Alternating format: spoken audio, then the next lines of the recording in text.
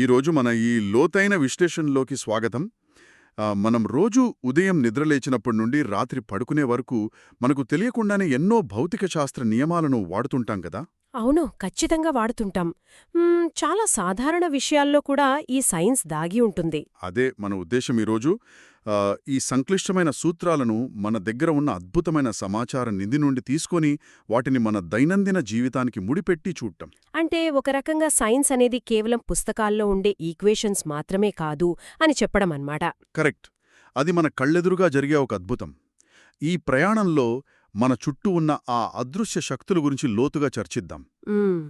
ముఖ్యంగా మనం ఎప్పుడూ గమనించని కొన్ని విషయాల వెనుక ఎంత పెద్ద కారణముందో చూద్దాం. నేనీ మధ్య ఒక సోర్స్లో చదివాను, ఆ భూమి మీద ఉన్నట్లుగా చంద్రుడి మీద వాతావరణం ఎందుకు లేదు అని. అవునది చాలా ఆసక్తికరమైన ప్రశ్న. గ్రహాలు తమ చుట్టూ ఉన్న గాలిని పట్టు ఉంచుకోవడంలో పెద్ద సైన్సే ఉంది. ఇది పూర్తిగా వాటి గురుత్వాకర్షణ శక్తి మరియు ఎస్కేప్ వెలాసిటీ, పలాయన వేగం అంటారు కలా. ఖచ్చితంగా ఎస్కేప్ వెలాసిటీ అనే ఒక కొలమానం మీద ఆధారపడి ఉంటుంది. ఇందులో అసలు గమ్మత్తేమిటంటే, భూమి మీద నుండి ఏదైనా ఒక వస్తువు లేదా వాయువు అంతరిక్షంలోకి తప్పించుకుని వెళ్లాలంటే దానికి సెకనుకు కనీసం 11.2 కిలోమీటర్ల వేగం కావాలి. 11 కిలోమీటర్లు ఒక్క సెకండ్లోనా? అవును. ఆ వేగాన్ని చేరుకోవడం అంత సులువు కాదు కాబట్టే మన భూమి చుట్టూ ఉన్న గాలి అంతరిక్షంలోకి వెళ్ళిపోకుండా ఇక్కడే ఉండిపోయింది. మరి చంద్రుడి విషయానికి వస్తే ఎలా ఉంటుంది? అక్కడ గురుత్వాకర్షణ శక్తి చాలా తక్కువ కదా, కాబట్టి ఎస్కేప్ వెలాసిటీ కేవలం సెకనుకు 2.4 కిలోమీటర్ల మాత్రమే ఉంటుంది. అక్కడ వాయువుల అణువులు ఆ వేగాన్ని చాలా సులభంగా చేరుకోగలవు. ఓహో, అంటే గాలి కూడా ఒక నిర్దిష్టమైన వేగంతో కదులుతూ ఉంటుంది కాబట్టి ఆ వేగం చంద్రుడి పలాయన వేగం కంటే ఎక్కువ ఉండటం వల్ల అది అక్కడ ఆగలేకపోయిందన్నమాట. ఎగ్జాక్ట్లీ. అందుకే అవి అక్కడ నిలవకుండా అంతరిక్షంలోకి తప్పించుకుని వెళ్ళిపోతాయి. ఫలితంగా చంద్రుడిపైన వాతావరణమనేది లేకుండా పోయింది. ఈ గురుత్వాకర్షణ శక్తి గురించి మాట్లాడుతున్నాం కాబట్టి బరువుల ప్రస్తావన కూడా వస్తుంది కదా మన సోర్సెస్లో. అవును, వస్తుంది. చంద్రుడి మీద గురుత్వాకర్షణ శక్తి భూమితో పోలిస్తే కేవలం 6వ వంతు మాత్రమే ఉంటుందని చదివాను. అంటే భూమి మీద 60 కిలోల బరువు ఉండే వ్యక్తి చంద్రుడి మీదకు వెళితే స్ప్రింగ్ లాగా తేలిపోతూ కేవలం 10 కిలోల బరువు మాత్రమే ఫీల్ అవుతాడనమాట. నిజమే. మన ద్రవ్యరాశి లేదా మాస్ మారకపోయినా ఈ అదృశ్యమైన ఆకర్షణ శక్తి మన బరువును అలా మార్చేస్తుంది. భౌతిక శాస్త్రంలో బరువుకు ద్రవ్యరాశికి మధ్య ఉన్న ప్రధాన వ్యత్యాసం ఇదే. ద్రవ్యరాశి అనేది విశ్వంలో ఎక్కడికి వెళ్ళినా ఒకేలా ఉంటుంది. అవును, మాస్ మారదు, కాని బరువనేది గురుత్వాకర్షణ బలాన్ని బట్టి మారుతుంది. ఈ అదృశ్య శక్తుల ప్రభావం కేవలం అంతరిక్షం అనే కాదు, మన రోజువారీ ప్రయాణాల్లో కూడా స్పష్టంగా కనిపిస్తుంది కదా. కరెక్ట్. మీరు ప్రయాణాల గురించి ప్రస్తావించారు కాబట్టి నాకు సర్ ఐజాక్ న్యూటన్ గమన నియమాలు గుర్తొస్తున్నాయి. Laws of motion. అవును, బస్సు దిగే ఉదాహరణ. మనలో చాలామంది కదులుతున్న బస్సు లేదా రైలు నెమ్మదిగా ఉన్నప్పుడు కిందకు దిగే ప్రయత్నం చేస్తుంటారు. అలా దిగేటప్పుడు ఎవరూ కూడా అమాంతం అలా నిలబడిపోరు కదా. బస్సు వెళ్తున్న దిశలోనే ఒక 4-5 అడుగులు పరిగెడతారు. ఒకవేళ అలా చెయ్యకుండా సడన్గా ఆగిపోతే బోర్లా పడటం గ్యారంటీ. ఖచ్చితంగా. దీన్నే మనం జడత్వం లేదా ఇనర్షియా అంటాం కదా. న్యూటన్ మొదటి నియమం చెప్పేది ఇదే. మన శరీరం బస్సుతో పాటు గమనంలో ఉంటుంది. సడన్గా మనం నేలమీద కాలు పెట్టగానే కింది భాగం నేల రాపిడి వల్ల ఆగిపోతుంది. కాని మన శరీర పైభాగం మాత్రం ఆ జడత్వం వల్ల ఇంకా ముందుకు వెళ్లాలనే చూస్తుంది. అదే, ఆ వేగాన్ని కంట్రోల్ చేసుకోవడానికే మనం కొన్ని అడుగులు ముందుకు పరిగెత్తాల్సొస్తుంది. అయితే ఇక్కడే మరో ఆసక్తికరమైన గమన నియమం కూడా ఉంది. పైన మనం ఎస్కేప్ వెలాసిటీ గురించి మాట్లాడుకున్నాం కదా. అవును, రాకెట్ల గురించి కదా. కరెక్ట్. భూమి గురుత్వాకర్షణను దాటి అంతరిక్షంలోకి వెళ్లడానికి వాడే రాకెట్లలో న్యూటన్ 3వ నియమం ఖచ్చితంగా పనిచేస్తుంది. ప్రతిచర్యకు సమానమైన మరియు వ్యతిరేక దిశలో ప్రతిచర్య ఉంటుంది అనే నియమమే కదా. Exactly. Every action has an equal and opposite reaction. Rocket అంతరిక్షంలోకి వెళ్లేటప్పుడు అది గాలిని నెట్టుకుంటూ వెళ్లదు, ఎందుకంటే పైన గాలి ఉండదు.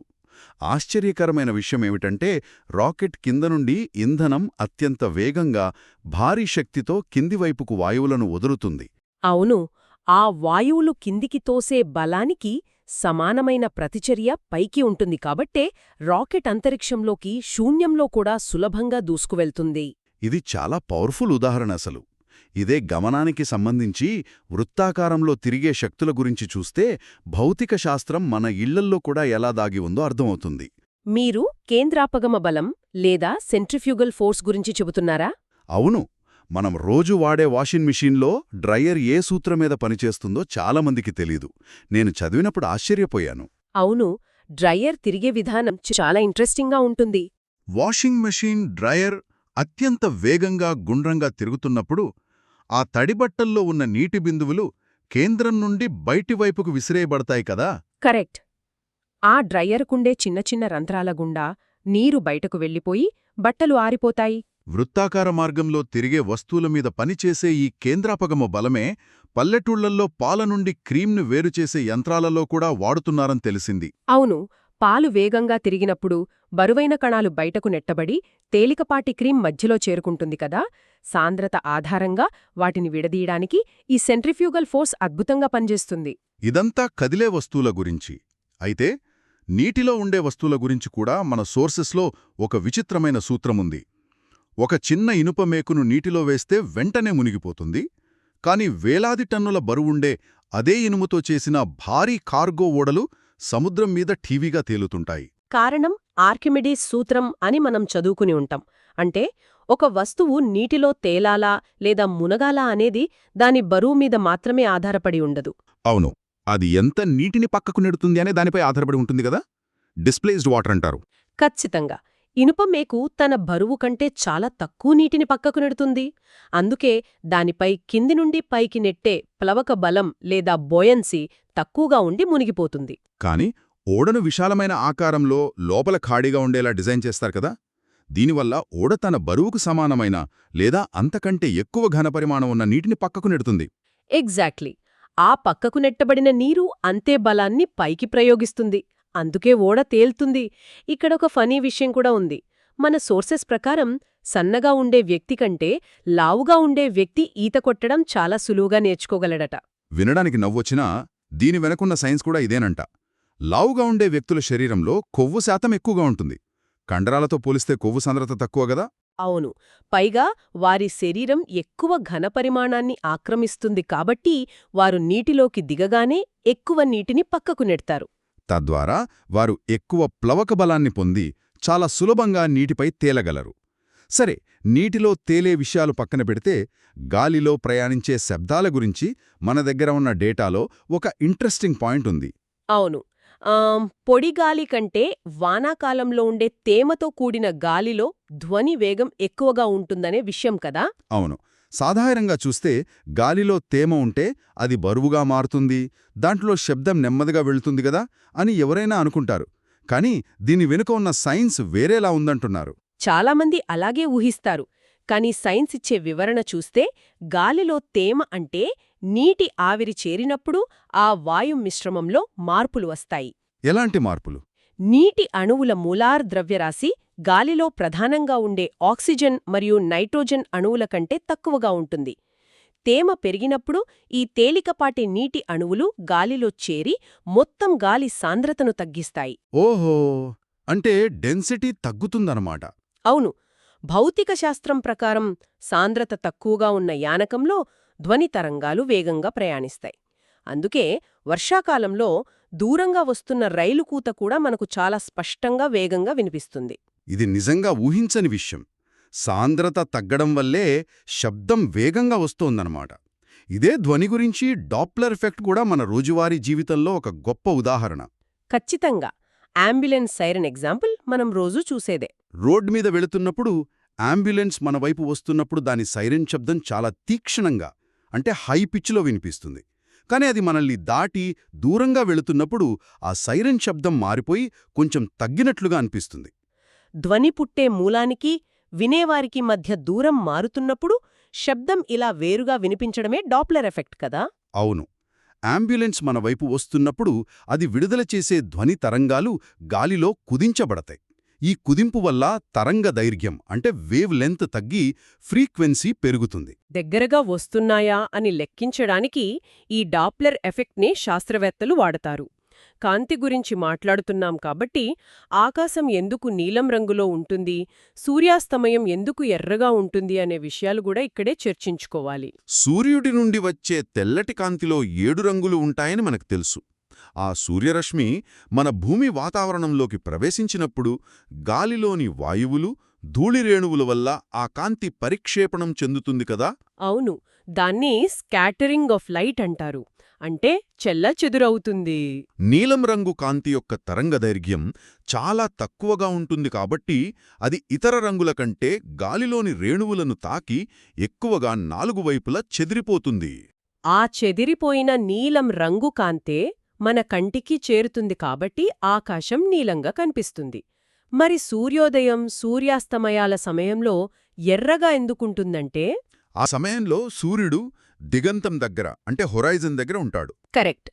సూర్యరశ్మి మన కంటికి చేరడానికి వాతావరణంలో చాలా ఎక్కువ దూరం ప్రయాణించాల్సి ఉంటుంది. ఈ సుదీర్ఘ ప్రయాణంలో నీలం లాంటి తక్కువ తరంగదైర్ఘ్యమున్న రంగులన్నీ దారిలోనే చెల్లాచెదురైపోతాయి. కేవలం ఎక్కువ తరంగదైర్ఘ్యం ఉన్న ఎరుపు, నారింజ రంగులు మాత్రమే చెదరనకుండా నేరుగా మన కంటిని చేరుకుంటాయి. ఇది ప్రకృతి చేస్తున్న ఒక అద్భుతమైన కాంతి విన్యాసం అని చెప్పొచ్చు. అవును. కాంతికి సంబంధించిన మరో అద్భుతమైన ఫినామినా సంపూర్ణాంతర పరావర్తనం, టోటల్ ఇంటర్నల్ రిఫ్లెక్షన్. ఇది వజ్రాల మెరుపు వెనుక ఉన్న రహస్యం. వజ్రాలు అంతలా ఎందుకు మెరుస్తాయని ఆలోచిస్తే దానికి ఖచ్చితమైన సైన్స్ ఉంది. ఒకసారి కాంతి వజ్రంలోకి ప్రవేశించిన తర్వాత వజ్రం యొక్క ప్రత్యేకమైన ఆకృతి, దాన్ని కట్ చేసిన విధానం వల్ల ఆ కాంతి వెంటనే బయటకు రాలేదు. లోపల ఉన్న గోడను తాకి మళ్లీ లోపలే పరావర్తనం చెందుతూ ఉంటుంది కదా. అవును, ఆ కాంతి లోపల అలా బందీ అవ్వడం వల్లే ఆ వజ్రం అంతా ప్రకాశవంతంగా మెరుస్తుంది. ఆశ్చర్యకరమైన విషయమేమిటంటే ఈ వజ్రంలోని మెరుపు వెనుకున్న సూత్రమే మన ఇంటర్నెట్ కేబుల్స్లో కూడా వాడుతున్నారు.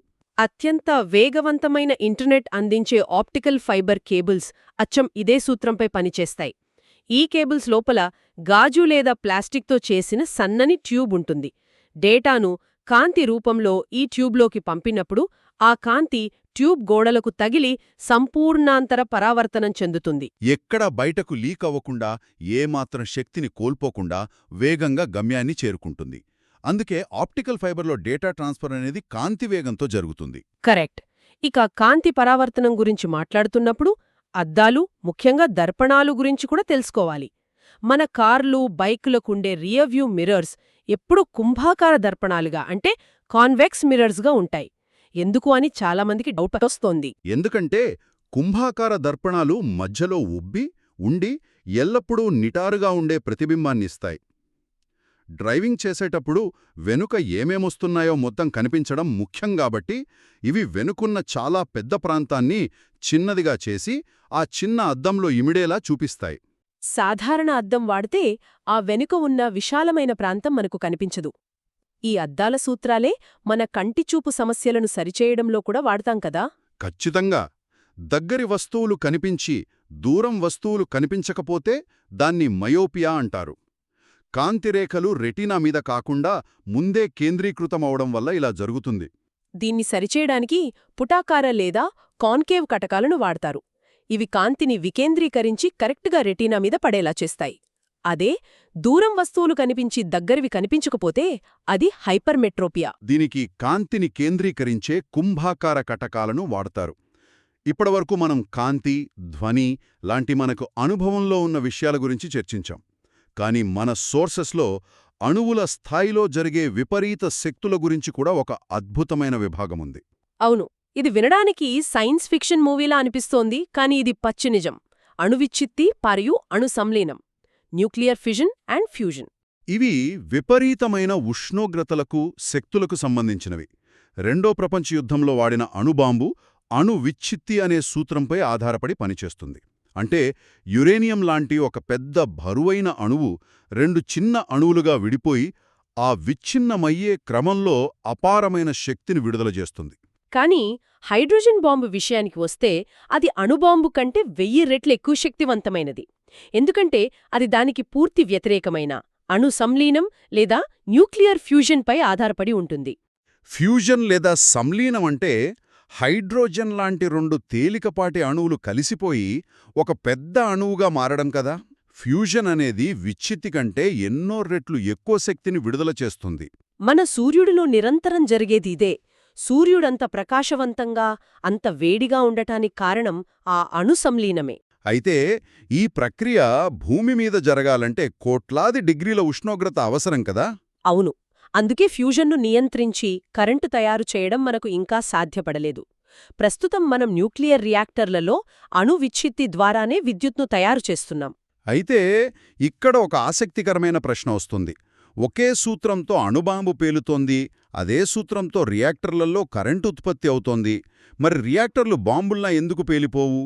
ఇక్కడ ఆ విచ్ఛిత్తి ప్రక్రియను విపరీతమైన వేగంతో కదిలే న్యూట్రాన్లను అదుపులో ఉంచడం చాలా ముఖ్యం కదా.